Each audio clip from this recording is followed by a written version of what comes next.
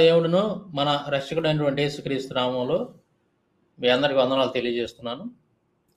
ఈరోజు నేను మీ ముందుకు రావడానికి గల కారణం ఏంటంటే, రాధా మనోహర్ దాస్ అనేటువంటి ఒక సూడిపంది వాడిని ఎన్ని తిట్టినా కానీ పాపం ఉండదన్నమాట. వాడు ఎక్కడ పడితే అక్కడ ఓళ్ళమ్మిటి కొంపలమ్మిటి తిరిగి మత విద్వేషాన్ని నూరిపోస్తూ ఉంటాడు ప్రజల్లో. వాడు సిగ్నేచర్ స్టూడియో అనేటువంటి ఒక ఛానల్కి వెళ్ళి బైబిల్ గురించి అలాగే క్రైస్తవుల గురించి నోటుకొచ్చినట్టుగా ఇష్టం వచ్చినట్టుగా లేనిపోయిన అబద్ధాలు చెప్తూ నీచంగా మాట్లాడుతూ వాడు మధ్యలో కొన్ని బడాయి మాటలు మాట్లాడాడు. వాడు ఏం మాట్లాడాడో మీకు వినిపిస్తాను, చూడండి ఒకసారి. రామాయణం చదవండి. చాగంటి గారు ఎన్నిసార్లు చెప్పారు? ఈ వాల్మీకి ఏమన్నా సర్టిఫికెట్ ఇచ్చాడు ఎవరికైనా? నా క్వశ్చన్ ఎందుకు సంధించానంటే, మీకు రావణాసుడు అనేటోడు నిజంగానే చెడ్డోడే అయి ఉంటే సీతమ్మ దేవిని ఈ జోకు వెళ్ళిన తర్వాత ఇప్పుడు మీరు ఏమన్నా చేసి ఉండొచ్చు కదా, ఏమి చేయలేడు అని అంటే ధర్మాన్ని గెలిపించడానికి. ఈ జోకు విని మాకు డోకు చెప్తుంది సార్. ఇది ఓల్డ్ జోకు, మీరు అడిగిన జోకు. ప్రశ్న అంటలే, గమనించారా? జోక్ అంటున్నా. ఎందుకంటున్నానంటే, మీరు అక్కడ ఇద్దరిని పెట్టేశారు తుపాకులు పట్టుకుని. మా రెడ్డి అక్కడ నుంచున్నాడు. వాడు నేను మహేంద్ర గారిని గౌరవించాను అందుకే లోపల రావట్లేదు అంటున్నాడు. అది ఎందుకు రావట్లేదు లోపల చెప్పండి? తుపాకీలు రావణాసుడు దగ్గర ఏముంది మరి? అలా మీరిద్దరు అక్కడ తుపాకులు పెడితే ఆడు ఎలా వస్తాడు? లాపాకియాడు అవునా? మళ్ళీ పెద్ద మహేంద్ర గారిని గౌరవించాను తొక్క తోటకూర అంటే ఎలా కుదురుతుంది? అలాగా వీడికి శాపం ఉంది, రంభ శాపం ఇచ్చింది. నువ్వు ఎవరినైనా ముట్టుకున్నావా అనుమతి లేకుండా నీ తల విరేయి వక్కలవుగాక వక్కపూడిలాగా. నీకు శాపం ఉంది, రంభ శాపం ఇచ్చింది. నువ్వు ఎవరినైనా ముట్టుకున్నావా అనుమతి లేకుండా నీ తల విరేయి వక్కలవుగాక వక్కపూడిలాగా. నీకు శాపం ఉంది, రంభ శాపం ఇచ్చింది. నువ్వు ఎవరినైనా ముట్టుకున్నావా అనుమతి లేకుండా నీ తల విరేయి వక్కలవుగాక వక్కపూడిలాగా. మీరు అక్కడ ఏమో ఇద్దరు పోలీసులు నెట్టేసేసి రెడ్డి రా స్వామి రారా అంటే ఎలా కుదురుద్ది? అలాగ ఉంటది. ఆయన భయపడి ముట్టుకోలేదు తప్ప అన్ని మాటలు ఎందుకు? ఎవ్వడు రామాయణం చదవకుండా ఈ వాట్సాప్ బ్యాచ్, ఇదంతా వాట్సాప్ యూనివర్సిటీ, మీ క్వశ్చన్ కూడా అందులో రేది కాదని ఏమి చదివిచారు? ఒప్పుకుంటావు, ఇది ఒప్పుకోబడే ఖచ్చితంగా నా అమాయకత్వం. అన్ని మాటలు ఎందుకు? ఎవ్వడు రామాయణం చదవకుండా ఈ వాట్సాప్ బ్యాచ్, ఇదంతా వాట్సాప్ యూనివర్సిటీ, మీ క్వశ్చన్ కూడా అందులో రేది కాదని ఏమి చదివిచారు? ఒప్పుకుంటావు, ఇది ఒప్పుకోబడే ఖచ్చితంగా నా అమాయకత్వం. అన్ని మాటలు ఎందుకు? ఎవ్వడు రామాయణం చదవకుండా ఈ వాట్సాప్ బ్యాచ్, ఇదంతా వాట్సాప్ యూనివర్సిటీ, మీ క్వశ్చన్ కూడా అందులో రేది కాదని ఏమి చదివిచారు? ఒప్పుకుంటావు, ఇది ఒప్పుకోబడే ఖచ్చితంగా నా అమాయకత్వం. మీరంటే మీరు అందరితో అడిగారు, మీరు అడిగింది మీ సొంతం కాదు నాకు తెలుసు. కానీ అదనమాట. వీడు ఏం చెప్తున్నాడంటే, రామాయణం ఎవరు చదవరు, అసలు చదవకుండా మాట్లాడుతూ ఉంటారు. అంటే రావణాసురుడు సీతను బలవంతం చేయొచ్చు కదా, ఎత్తుకొని పోయినటువంటి వాడు, అక్కడ అతనికి అడ్డు అనేది ఉండదు కదా, సీతని మానభంగం చేసేయచ్చు కదా, ఎందుకు చేయలేదు? రావణాసురుడు నీతిమంతుడు కదా అని కొంతమంది అంటుంటారంట. ఆ విషయాన్ని అక్కడ ఉన్నటువంటి ఆ యాంకర్ ప్రస్తావించాడు, రాధా మనోహర్ దాస్. వీడేమంటున్నాడంటే, అబ్బే ఇది జోక్ అండి, మీరు అసలు ఇది ప్రశ్న కాదు, ఎందుకు అని బలవంతం చేయలేదంటే సీతని, రావణాసురుడికి ఒక శాపం ఉంది. ఏంటి ఆ శాపం అంటే, రంభ శాపం పెట్టిందంట. ఏమని? నువ్వు గనక ఏ స్త్రీనైనా సరే బలవంతం చేసావంటే నీ తల 1000 వక్కలైద్ది, ఇష్టం లేనటువంటి స్త్రీతోటి గనక నువ్వు కలిస్తే ఖచ్చితంగా నీ తల 1000 వక్కలైద్ది అని చెప్పి శాపం పెట్టిందంట అని ఈ డిస్కీ బాబా చెప్తున్నాడు. అంటే అసలు వీడు చదివాడు రామాయణాన్ని. నేను ఈ వీడియో చేయడానికి కారణం ఏంటంటే, ఈ డిస్కీ బాబా గారు ఎవడైతే ఉన్నాడో మతోన్మాది, వీడు ఊరు తిరిగి కొంపలమ్మిడి తిరిగి ఈ మత విద్వేషాన్ని రెచ్చగొడతా ఉంటాడు. బస్ స్టాండ్లో, రైల్వే స్టేషన్లో, అలాగే దేవాలయాల్లో ప్రజలను 10 మందిని కూర్చేదనో వాళ్ళకి లేనిపోయిన విషయాన్ని నూరిపోస్తుంటాడు, ముఖ్యంగా క్రైస్తవ్యం మీద. ఈ దరిద్రుడు వీడిని చూసి, వీడి వేషధారణ, వీడి మాట తీరు చూసి, అబ్బో వీడేదో పెద్ద సర్వసంగ పరిత్యాగిలాగా ఉన్నాడు, వీడు వస్త్రాలు వీడు మామూలుగా లేడు, బాగా గ్రంథాలన్నీ అవపోసన పట్టినట్టున్నాడు, పురాణాలన్నీ పుక్లించేసినట్టున్నాడు వీడు అని చెప్పి జనాలందరూ అనుకుంటారు. ఒట్టిదే, ఆడు దొంగనాయాలు వాడు. ఎవడు? ఈ రాధా మనోహర్ దాస్ గాడు, డిస్కీ బాబా. వాడికి ఎంతవరకు తెలుసు అనేది, గ్రంథాల గురించి ఎంతవరకు తెలుసు అనేది నేను ఇప్పుడు రుజువులతో చూపిస్తాను చూడండి. రావణాసురుడు ఎందుకు సీతను ముట్టుకోలేదంటే స్వయంగా రావణాసురుడే చెబుతున్నాడు చూడండి. సీతను నేను ముట్టుకోపోవటానికి గల కారణం ఏంది అనేది ఏంటో చెబుతా నేను అని చెప్పి రావణాసురుడే స్వయంగా చెప్తున్నాడు. అది ఎక్కడుంది ఏందనేది నేను స్క్రీన్ మీద పెడతాను చూడండి ఒకసారి. ఇక్కడ స్క్రీన్ మీద పెట్టాను చూడండి. వాల్మీకి రామాయణం యుద్ధకాండ 13వ సర్గ 1 నుంచి 15 శ్లోకాలు కనుక మనం వర్షం చూసినట్లయితే అక్కడ ఏం రాసిందో చూడండి. కుంభకర్ణుని మాటలకు రావణునకు కోపం వచ్చినట్లు గ్రహించి గొప్ప బలము గల మహాపార్శ్వుడు కొంచెం సేపు ఆలోచించి అంజలి ఘటించుచు, ఓ శత్రు వినాశకుడా, క్రూర మృగాలతో వ్యాప్తమై ప్రవేశింపశక్యము గాని అరణ్యంలో ప్రవేశించి మధువును పొందిన పిమ్మట కూడా ఆ మధువును త్రాగినవాడు మూఢుడు. సర్వసమర్థుడు అయిన నీకు ప్రభు ఎవరు? నీవు శత్రువుల శిరస్సులపై పాదముంచి సీతతో కూడా క్రీడించుము. ఓ మహాబలుడా, కోడిపుంజు ప్రవర్తించినట్లుగా ప్రవర్తించి సీతను బలత్కారం చేత ఆక్రమించి అనుభవించుము, ఆనందించుము. నీ కోరిక తీరిన తర్వాత ఇంక నీకేం భయం? అటుపైన ఏమైనా అపాయం వచ్చినచో దానికి రానున్న దానికి ప్రతిక్రియ చేసుకుందాము. కుంభకర్ణుడు మహాబలశాలి అయిన ఇంద్రజిత్తు మాతో కలిసి వజ్రాయుధమును ధరించిన ఇంద్రుని కూడా ఎదిరించగలరు. కార్యములను సాధించుటకై కొందరు బుద్ధిమంతులు దానమును గాని సామమును గాని భేదమును గాని ప్రయోగించు. ఆ మూడింటి చేత కాక దండము చేతనే కార్యము ప్రయోగించరు. ఓ మహాబలుడా, వచ్చిన నీ శత్రువులందరినీ మేము ఆయుధముల చేత వశం చేసుకోగలము, సంశయం లేదు అని పలికినాం. ఇది ఈ మహాపార్శ్వుడు ఏం చెప్తున్నాడు రావణాసుడితోటి? నువ్వు సీతని అనుభవించేయచ్చు కదా, అంటే బలత్కారం చేయొచ్చు కదా. కోడి పెట్టగానే మీద కానీ కోడి పుంజు ఏ విధంగా అది ప్రవర్తించిందో అట్లా ప్రవర్తించు నువ్వు. అంటే ఏంది? సీతని రేప్ చేయమని చెబుతున్నాడు అతను. ఈ మహాపార్శ్వుడు చెబుతున్నాడు ఎవరితోటి? రావణాసుడితోటి. అయితే ఇదంతా చెబుతా ఉన్నాడు. నీకెందుకు ఎవరన్నా వస్తే మేము చూసుకుంటాము, మంచి వీరులు సూర్యులు మన పక్షాన ఉండారు, ఇబ్బంది ఏం లేదు, నువ్వు సీతను మానభంగం చేసేసి అని చెప్పి రావణాసుడితోటి ఇతను చెప్తున్నాడు, రెచ్చగొడుతున్నాడు. అప్పుడు రావణాసుడు చెబుతున్నాడు ఇతనితోటి, రాక్షసరాజు అయిన రావణుడు మహాపార్శ్వుని మాటలు విని మెచ్చుకొనుచు ఇట్లు పలికిను, మహాపార్శ్వుడా, నాకు సంబంధించిన ఒక రహస్యం చెబుతా నేను. అది ఇప్పుడు నేను ఎందుకు సీతని మానభంగం చేయలేదంటే దీనికి ఒక సీక్రెట్ ఉంది, దీని వెనకమాల ఒక పెద్ద స్టోరీ ఉంది, నేను చెప్తా నేను నీకు అని చెప్పి చెబుతున్నాడు రావణాసుడు. పూర్వం చాలా కాలం క్రితం జరిగిన ఒక విషయమును చెప్పేదను. అగ్నిశిఖ వలె ప్రకాశించున్న పుంజక స్థల అను అప్సరస స్త్రీ నన్ను చూసి భయపడి నక్కి నక్కి బ్రహ్మదేవుని గృహమునకు ఆకాశ మార్గమును వెలుచుండగా చూచి నేను ఆమెను వివస్త్రను చేసి బలత్కారముగా అనుభవించితిని. పిదప ఆమె నలిపివేసిన పద్మలత వలె బ్రహ్మదేవుని గృహమునకు వెళ్ళినది. అప్పుడు ఆ విషయం మహాత్ముడైన బ్రహ్మదేవునికి తెలిసినదని అనుకొనుచున్నాను.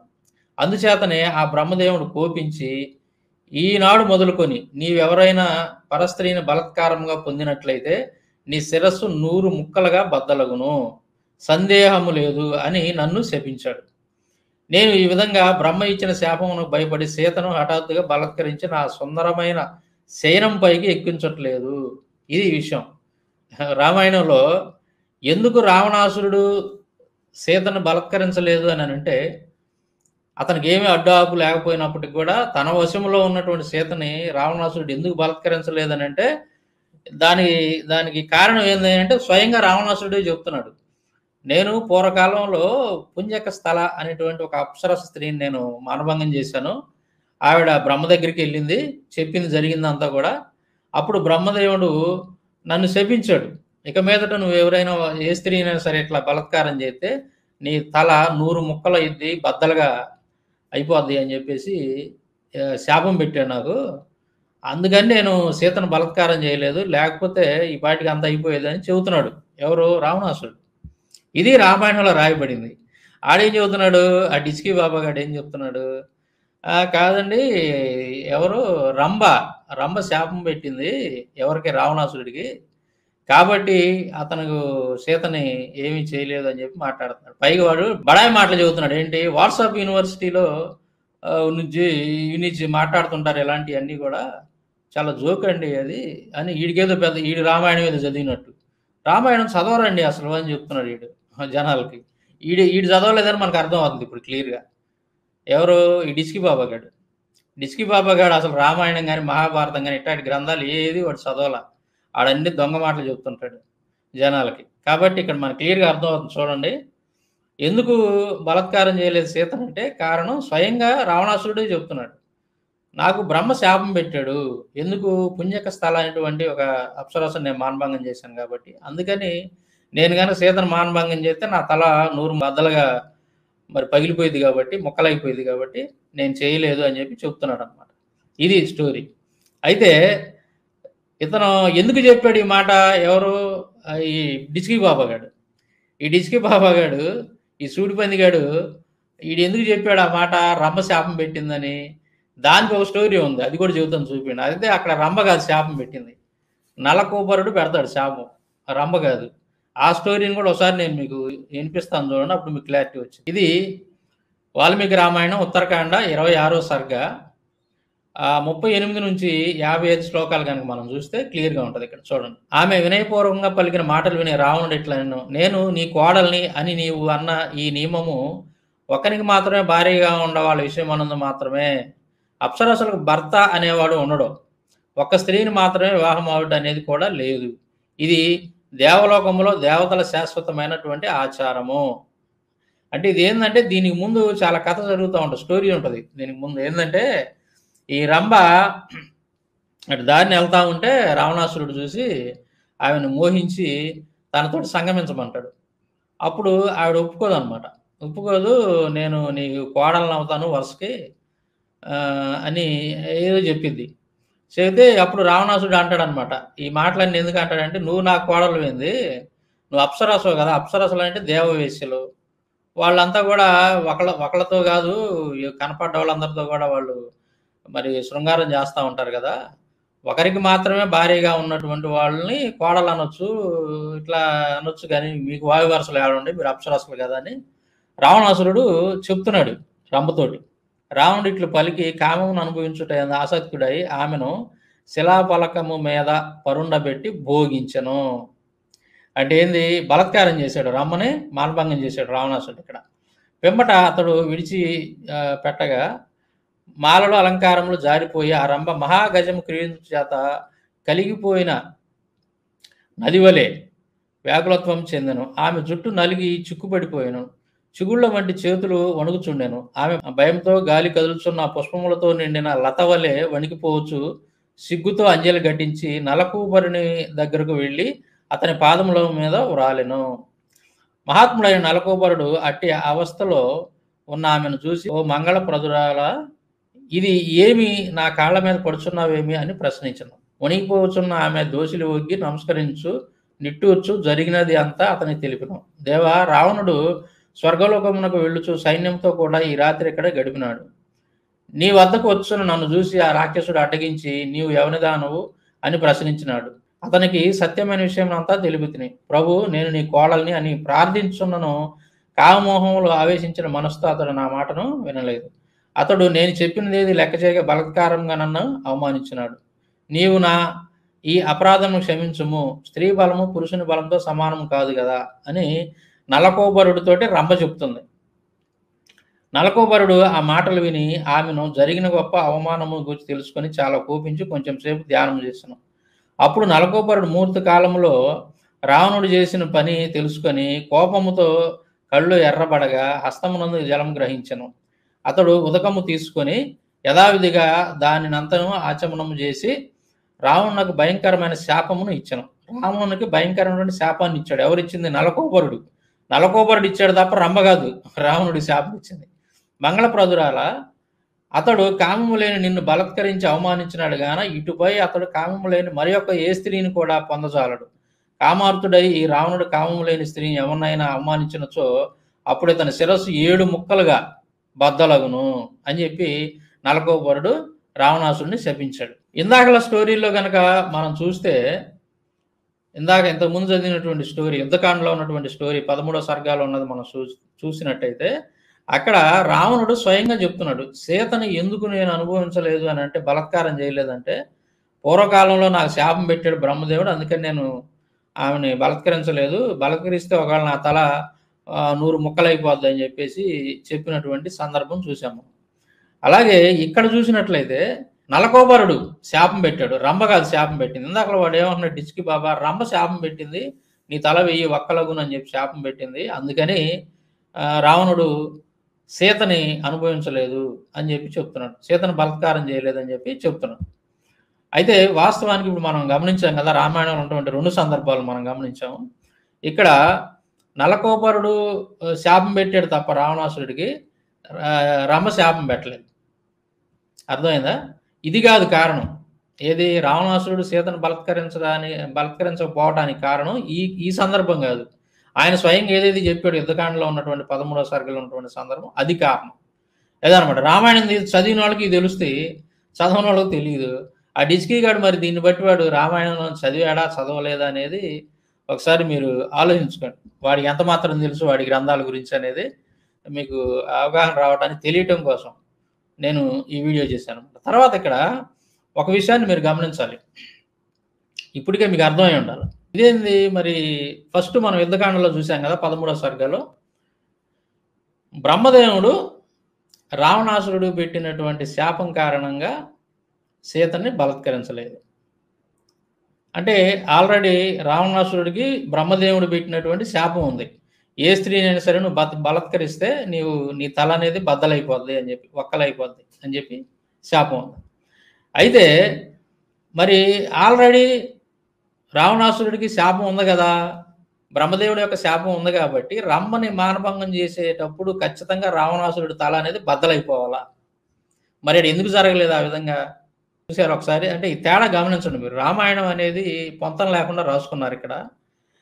దీనికి ఒక లాజిక్ అనేది ఏమి ఉండదు. ఇది కేవలం కల్పిత గ్రంథం అనేది మీరు గమనించాలి. కల్పిత గ్రంథం అనేది అర్థమైపోతుంది మనకి. ఎందుకంటే ఇప్పుడు రమ్మని రావణాసురుడు మానభంగం చేసే టయానికే రావణాసురుడి శాపం ఉంది, బ్రహ్మదేవుడి శాపం, బ్రహ్మదేవుడు పెట్టిన శాపం. అంటే ఏంది? ఇతను రమ్మను మానభంగం చేసినప్పుడు వెంటనే ఇతని తల అనేది బద్దలైపోవాలి, కానీ ఇక్కడ బద్దలైపోలేదు. ఎందుకని? అట్లాగా అవ్వాలి కదా, బద్దలైపోవాలి కదా, కానీ అవ్వలేదు. బ్రహ్మదేవుడి శాపం అనేది ఇక్కడ దాని ప్రకారం ఇతనికి ఏమీ జరగలేదన్నమాట. అంటే ఏంది? ఈ స్టోరీ రాసినోడు ఒకడు, ఆ స్టోరీ రాసినటువంటి వాడు ఒకడు. ఈ వాల్మీకి అని పేరు పెట్టి రాసుకున్నారు, కానీ బ్రాహ్మణులు రాసిన గ్రంథాలు ఇవన్నీ. ఇక్కడికి వచ్చేసరికి ఉత్తరకాండంలో దీన్ని రాసినోడు ఒకడు, ఆ యుద్ధకాండం రాసినటువంటి వాళ్ళు ఒకళ్ళు అనమాట. ఇట్లా పొంతం లేనటువంటి మాటలు రాసుకున్నారు దీంట్లో, ఈ రామాయణంలో. మనకు క్లియర్గా అర్థమవుతుంది.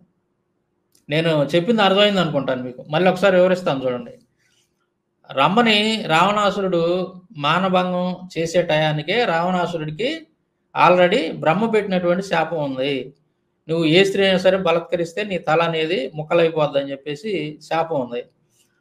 మరి ఇక్కడ రమ్మని రావణాసురుడు మానభంగం చేశాడు, కానీ అతని తల ఏమీ బద్దలైపోలేదు. అంటే దీనికి దానికి సంబంధం లేదనమాట, అటాచ్మెంట్ లేదు ఈ స్టోరీకి ఆ స్టోరీకి. అంటే ఇదంతా కూడా జరిగింది కాదు, కల్పిత గ్రంథాలు, కథల పుస్తకం అనమాట ఇది, ఈ రామాయణం అనేది అని దీన్ని బట్టి మనకు అర్థమవుతుంది క్లియర్గా, చాలా క్లియర్గా అర్థమవుతుంది. అదనమాట. సో దీన్ని బట్టి మనకి ఏమర్థం అవుతుంది? డిచ్కి బాబా గాడు వాడి గ్రంథాలు చదివినోడు కాదు, పాడు కాదు, వాడికి అసలు ఏమీ తెలియదు అని చెప్పి మనకి క్లియర్గా అర్థమవుతుంది అనమాట. తర్వాత ఇంకో విషయాన్ని నేను మీకు ఇక్కడ తెలియజేయాలి. ఏంటంటే సిగ్నేచర్ స్టూడియో అనేటువంటి ఆ ఛానల్లో ఈ మధ్యకాలంలో ఈ మతపరమైనటువంటి విషయాలని గురించి డిస్కస్ చేస్తూ ఉన్నారు. ఈ లలిత్ కుమార్ ఒకడిని, తర్వాత బైరి నరేష్, ఇతను ఈ రాధా మనోహర్ దాసు, ఇంకా కొంతమంది ఈ ఆర్ఎస్ఎస్ భావజాలం కలిగినటువంటి వాళ్ళని చాలామందిని పిలిపించి క్రైస్తవుల మీద అలాగే ముస్లిమ్స్ మీద ఇష్టం వచ్చినట్టుగా విమర్శలు చేసి వెళ్ళిపోతూ ఉన్నారు. లేనిపోయిన అబద్ధాలు వక్రీకరణ చేసి వెళ్ళిపోతూ ఉన్నారు ఆ ఛానల్లో.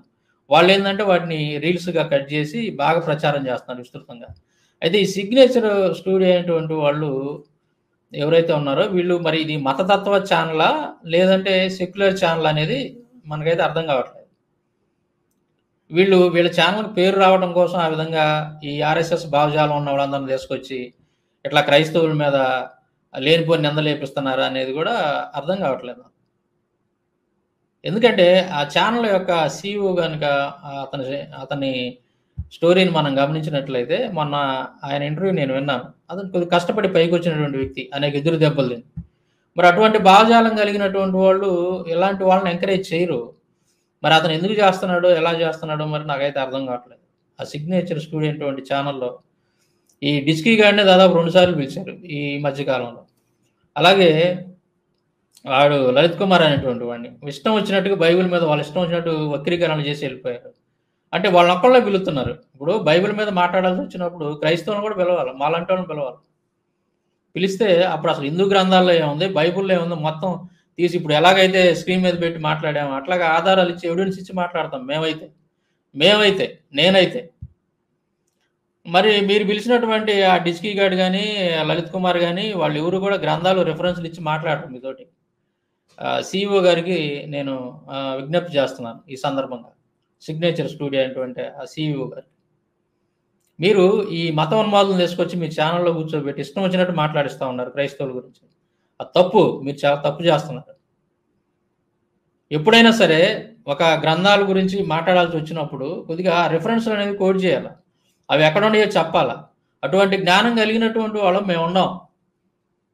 మీరు బైబిల్ మీద కానీ తర్వాత హిందూ గ్రంథాల మీద కానీ ఏదైనా మాట్లాడాల్సి వచ్చినప్పుడు అది ఏ అంశమైనా సరే వాటికి సంబంధించి ఖచ్చితంగా నేను మీకు రుజువులతోటి ఆధారాలతో నిరూపిస్తాను. నేను ఏది కూడా ముఖ్యంగా హిందూ గ్రంథాల నుంచి మీరు పిలిచేటటువంటి ఈ మతోన్మాద బ్యాచ్ ఎవరైతే ఉన్నారో, డిస్కీ గారు కానీ లలిత్ గారు కానీ ఇంకా ఎవరైనా సరే ఆర్ఎస్ఎస్ భావజాలం ఉన్న వాళ్ళు ఎవరైతే ఉన్నారో వీళ్ళందరికంటే కూడా హిందూ మత గ్రంథాల గురించి ఏది ఎక్కడ ఉన్నది క్లియర్గా చెప్తాను నేను.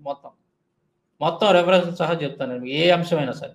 బంగారీ శర్మను పిలిచారు ఒకసారి, ఆయన ఏం చెప్పాడు, ఈ సతీ సహగమనం బాల్య వివాహాలు అసలు అంటరానితనం మా గ్రంథాల్లో లేనే లేవండి, అసలు వాటికి మాకు సంబంధమే లేదన్నాడు. అదే నాలాంటి వాడు అక్కడ కూర్చుంటే మొత్తం వాళ్ళకి గుడ్డలు కూడా తీసి నడి బజార్లో నిలబెట్టినట్టుగా వాళ్ళ గ్రంథాల్లో మొత్తం తీసి బయటేసేవాడు ఆధారాలతో, రుజువులతో. మరి అవకాశం లేకుండా పోతుంది. ఎందుకంటే మీరు కేవలం ఆ మతోన్మాదులను ఒక్కళ్ళని పిలుస్తున్నారు. మీరు వాళ్ళేమో నోటికి వచ్చినట్టు వాళ్ళు వెళ్ళిపోతున్నారు, ప్రజలేమో వాళ్ళ అబద్ధాలు చూసి నిజాలు అనుకుని నమ్మి మోసపోతున్నారు. సో మీ ఛానల్ ద్వారా మీరు సత్యాన్ని ప్రజలకు తెలియజేయాలనుకుంటున్నారా లేకపోతే అసత్యాన్ని తెలియజేయాలనుకుంటున్నారా? ఒకసారి ఆలోచించుకోండి మీరు. సిగ్నేచర్ స్టూడియో వాడు, అర్థమైందా? మీరు గతంలో రాజా అనేటువంటి ఒక క్రైస్తవ పాస్టర్ గారు, ఆయన గతంలో సినిమా హీరోగా ఉన్నాడు, ఆయన పిలిచి మాట్లాడించారు. ఎంత చక్కగా మాట్లాడాడు ఆయన నమ్ముతున్నటువంటి విశ్వాసం గురించి ఎంత చక్కగా మాట్లాడి ఎక్స్ప్లెయిన్ చేసి వెళ్ళిపోయాడు ఆయన. ఎక్కడైనా సరే మీ దేవుళ్ళని దేవతలను, హిందూ దేవుళ్ళు దేవతలను ఎక్కడైనా సరే ఆయన దూషించాడా ఆ ఇంటర్వ్యూలో?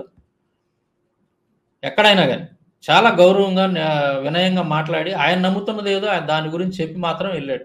ఎక్కడ ఎవరిని దూషించలేదు, విమర్శించలేదు, ఎవరి మనోభావాలు దెబ్బతినే విధంగా ఆయన మాట్లాడలేదు. మరి మీరు చేస్తున్న పని ఏంది?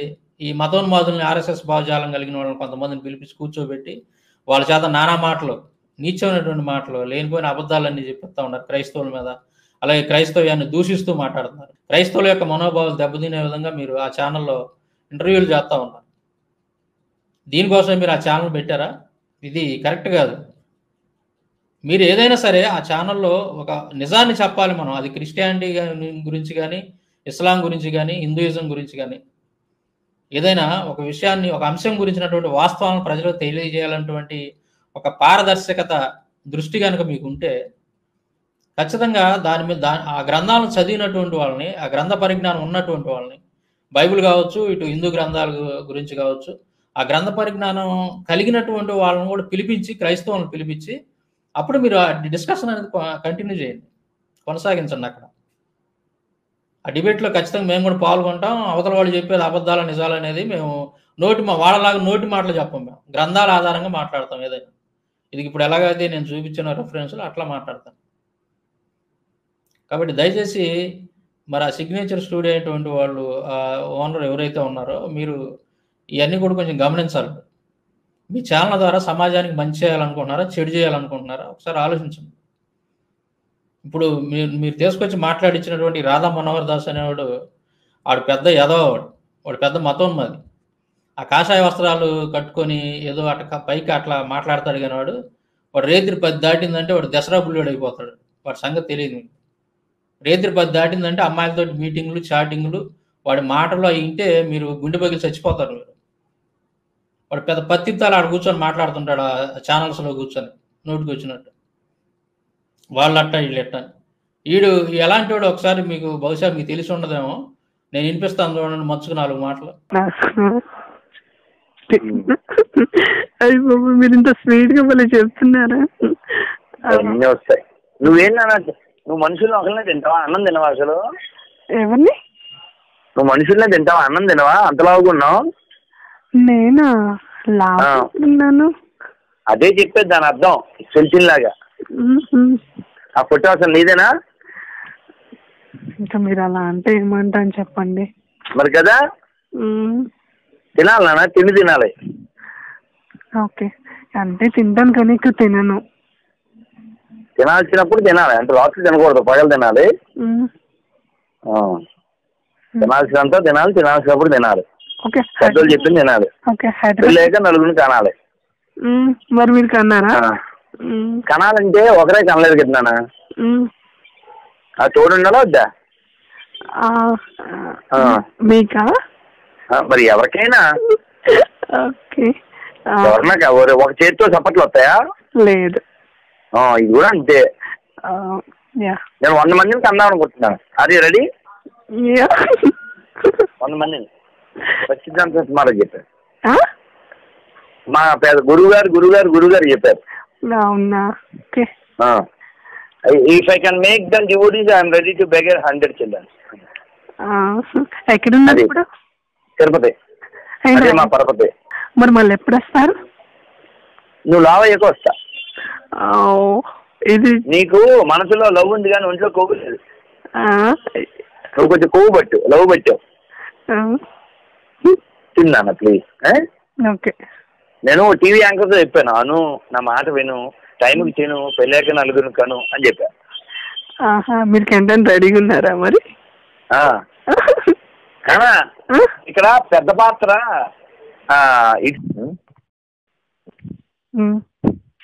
ఎందుకు ఏమన్నా యువర్ విష్.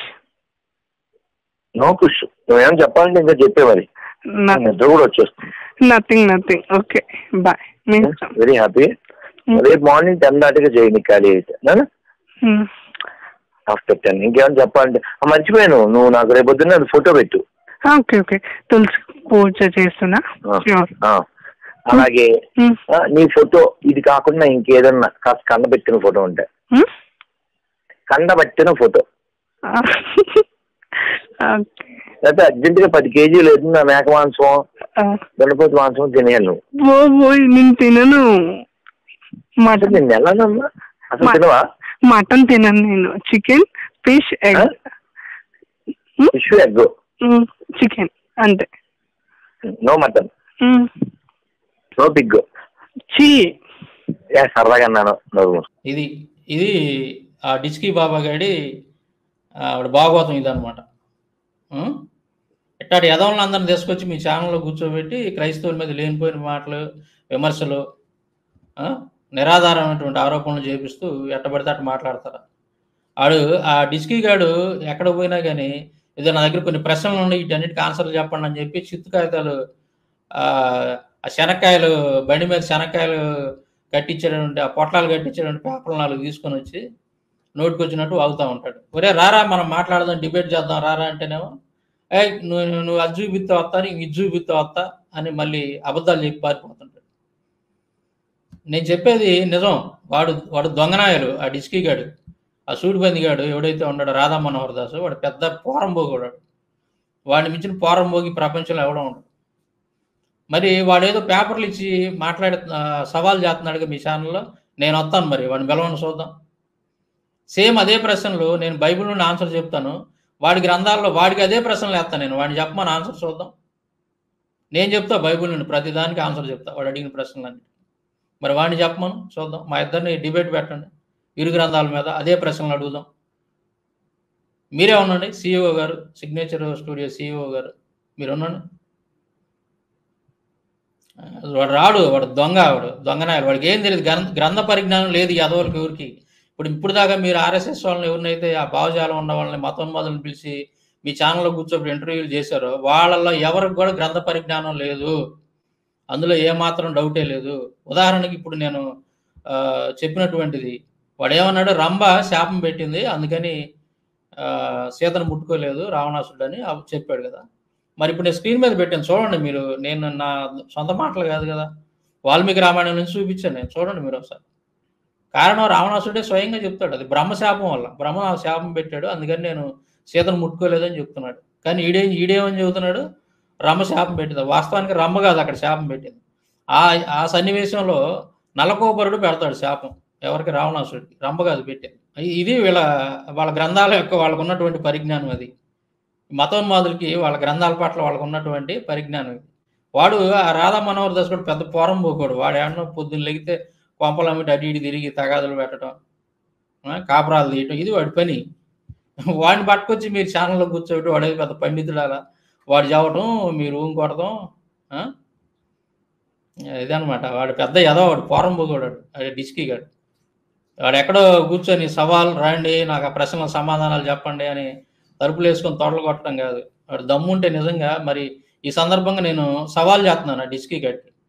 ఆ సిగ్నేచర్ స్టూడియోలోనే నేను వస్తాను, హైదరాబాద్ నేను వస్తాను, వాడిని నన్ను ఎదురెదురు కూర్చోబెట్టండి, వాడి పేపర్లో ఉన్నటువంటి ప్రశ్నలన్నిటికీ నేను ఆన్సర్ చెప్తాను, విత్ ప్రూఫ్స్ తోటి, రుజువులతోటి చెప్తాను. నేను బిబ్లికల్ ఎవిడెన్స్ చూపిస్తాను, అలాగే అవుట్ ఆఫ్ బైబిల్ ఎవిడెన్స్ చూపిస్తాను, నేను హిస్టారికల్ ఎవిడెన్స్ చూపిస్తాను, ఆర్కియాలజీ ఎవిడెన్స్ చూపిస్తాను, మిగతా వాళ్ళు అడిగిన ప్రశ్నలన్నిటికీ బైబిల్ నుంచి కూడా ఆన్సర్లు చెప్తాను. మరి వాడిని చెప్పమను, నేను అడిగే ప్రశ్నలకు ఆన్సర్ వాడి గ్రంథాల నుంచి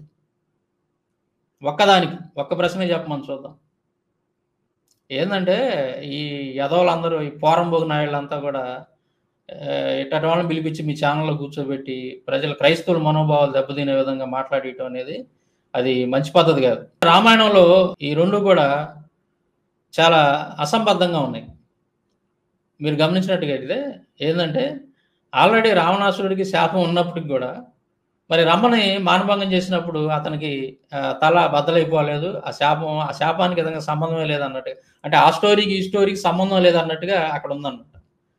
సో దీన్ని బట్టి మీరు గ్రహించండి ఈ గ్రంథాల యొక్క ప్రామాణికత ఏంటి, ఇవి కల్పిత గ్రంథాలా కాదని చెప్పి ఈ పాటికి మీకు అర్థమైపోయి ఉండాలి. ఈ రామాయణం ఇదంతా కూడా ఆ రోజుల్లో బ్రాహ్మణులు రాసినటువంటి కల్పిత కథలు ఇవన్నీ. దీని ఎటువంటి చారిత్రక ఆధారాలు కానీ అలాగే ఆర్కియాలజికల్ ఎవిడెన్స్ కానీ ఏమి లేవు, ఒక్క చిన్న ఎవిడెన్స్ కూడా లేదు.